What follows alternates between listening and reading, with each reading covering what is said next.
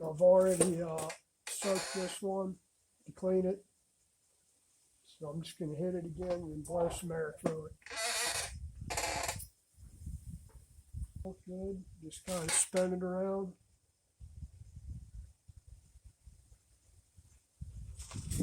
Just kind of spin it around, feel it, look at all the rollers. You're looking for rough spots or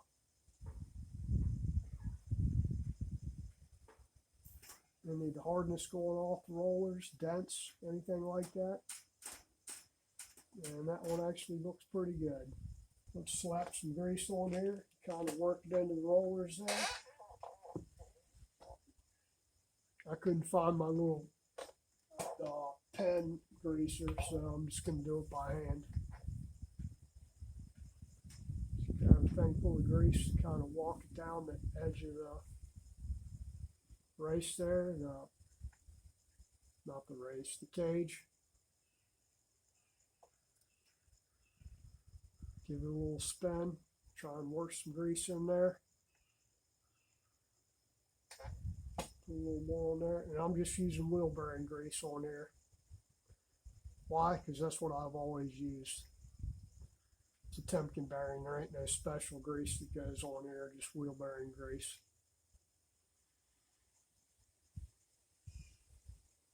Never had a problem with it. I don't know how often you're supposed to do these, but I know a lot of manufacturers want you to do them every 20,000 miles or so, or 10,000 miles.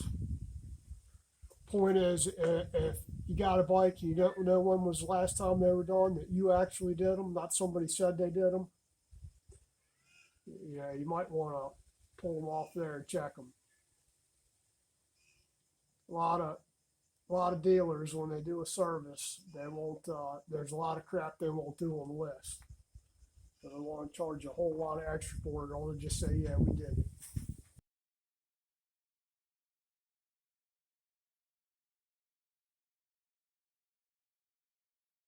Ask somebody if they've had it to the dealer and they actually waited for the bike. You know, I had a guy bring a bike in that said they did a full service on his bike. They did valve adjustment, which this was in an inline 4, and it was on a Honda, so it's not an easy task to do with valve adjustment on. They did fork seals, fork oil, they adjusted the valves, did the rest of the service, cleaned and lubed the chain while he waited. And I asked him, how long were you there? About 2.5 hours. I said, man, they didn't do all that shit while you were waiting for 2.5 hours. There ain't no way. Even if they had 2 guys working on the bike, they didn't do all that crap.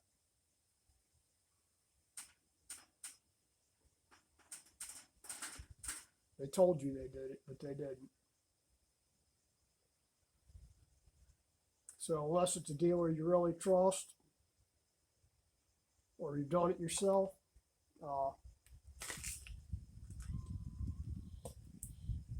it's best to go ahead and pull them off there and check them and grease them by hand.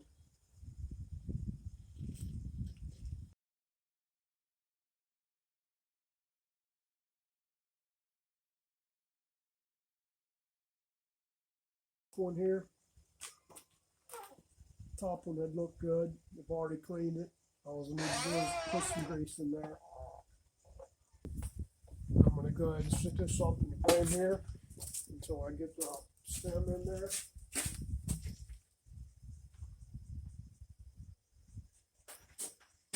Wipe the excess grease off my fingers while I'm doing this. Alright, let me slap this stem up through here and we'll start adjusting it a little bit. Grab my bearing cup. Gotta get the bearing seated squarely on the stem there. It's got a little machine surface it needs to go down in. And we're not even close yet. So it's not one to go down on there. All right.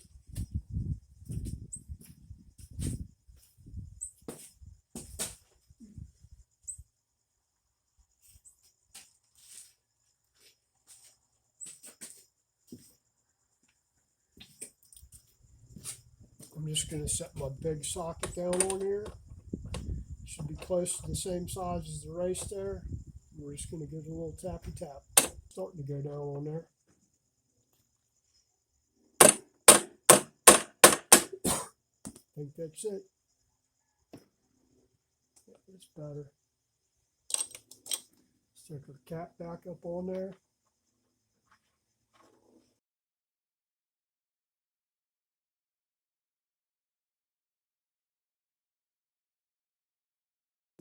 Get our spanner out here.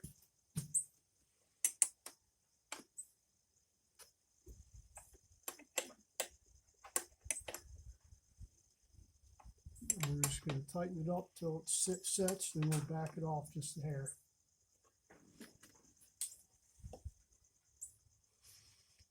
Alright, I got no.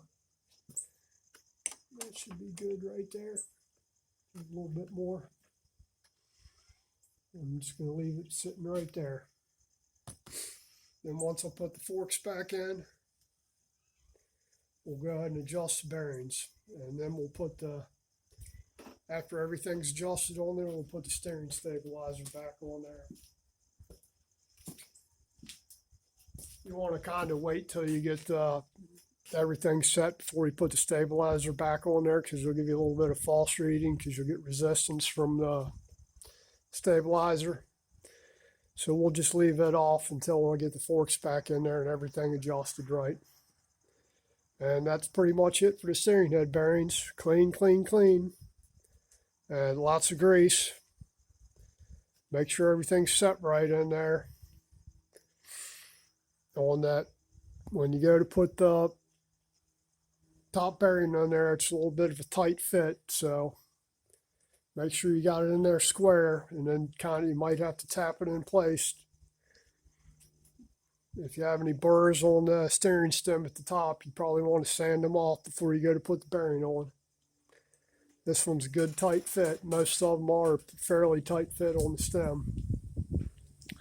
They should be a slip fit, but there's only like 1,000 clearance or something like that. So if you got to cock just a little bit, or if it's a little bit less than 1,000, it doesn't really want to go on there real easy. The bottom bearing is interference fit, so it shouldn't move at all. It's pressed on the stem. So if you have to take the bottom one off the stem, you need to use a bearing splitter to get it off, and sometimes even using bearing splitter, you have to heat the crap out of it. It destroys it. But if you're taking it off to put a new one on there anyway, that's the only reason you take it off. You're not taking it off the packet, you just take it off if you're going to replace it, because you pretty much end up destroying the damn bearing getting it off of there. Not pretty much, you do end up destroying the bearing. But that's it for the steering head bearings. I'll do the forks here in a little bit, see if I can get the damn damper rod bolts loose.